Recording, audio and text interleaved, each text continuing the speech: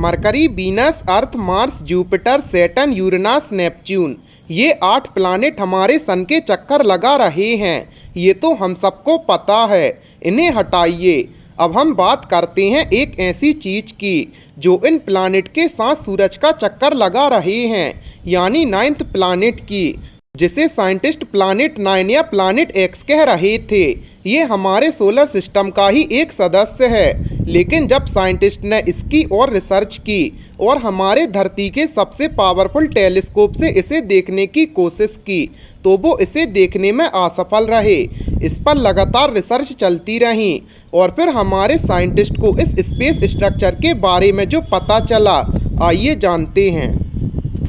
नमस्कार दोस्तों, आपका एक बार फिर से फैक्टी नॉलेज की वीडियोस पर स्वागत है। गाइस, साइंटिस्ट ने जब इस स्पेस स्ट्रक्चर की अच्छे से रिसर्च की तो उन्हें पता चला कि ये स्पेस बॉडी कोई प्लैनेट ना होकर ब्लैक होल हो सकती है।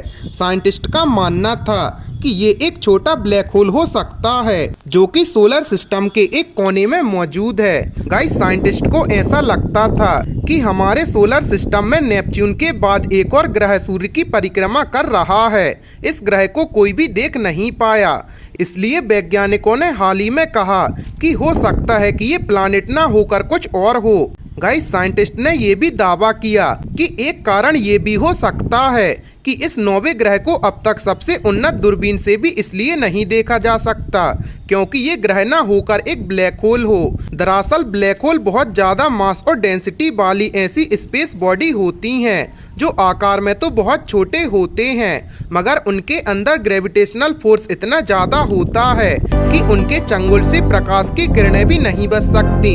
ये प्रकाश की किरणों को भी अवशोषित कर लेते हैं, इसलिए ये हमारे लिए हमेशा इनविजिबल बने रहते हैं। गाइस, वैज्ञानिकों को बहुत समय से ऐसा लगता है कि सौरमंडल के बिल्कुल बाहरी किनारे पर, जहां हमारी आकाशगंगाएं शुरू होती हैं, एक ऐसा विशाल पिंड होना चाहिए जिसका मास हमारे पृथ्वी से 5 से 10 गुना ज़्यादा है।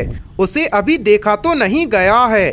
गाइस, वैज्ञानिकों की माने तो हमारे सौरमंडल की बाहरी सीमा से परे हॉट क्लाउड से होकर गुजर रहे कॉमेट जिस तरह सौरमंडल की सीमा से भीतर खींचे जाते हैं, उससे यही लगता है कि वहां हमारे पृथ्वी से भी ज्यादा शक्तिशाली कोई विशाल पिंड होना चाहिए।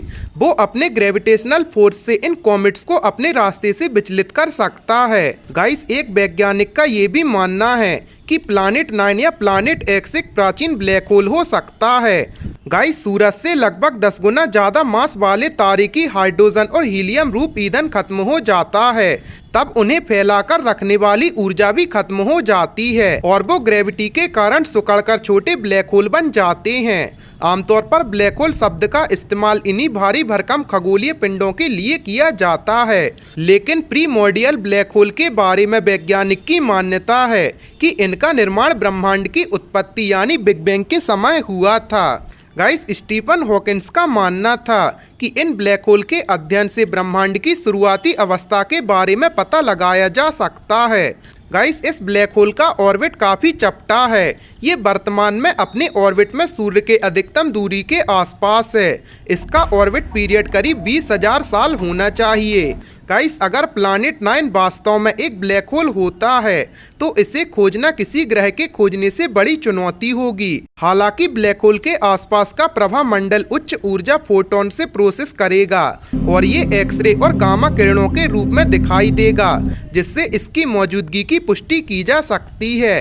गाइस, अगर हमारे सौरमंडल में ब्लैक होल की मौजूदगी साफ हो जाती है तो इससे हमारे मौजूदा सौरमंडल के मॉडल में एक बहुत बड़ा बदलाव आने वाला है। गाइस, आपका इस प्लैनेट 9 के बारे में क्या राय है, हमें कमेंट सेक्शन में ज़रूर बताएं और ऐसे ही अमेजिंग फैक्ट्स के लिए अपने चैनल को सब्सक्राइब करें।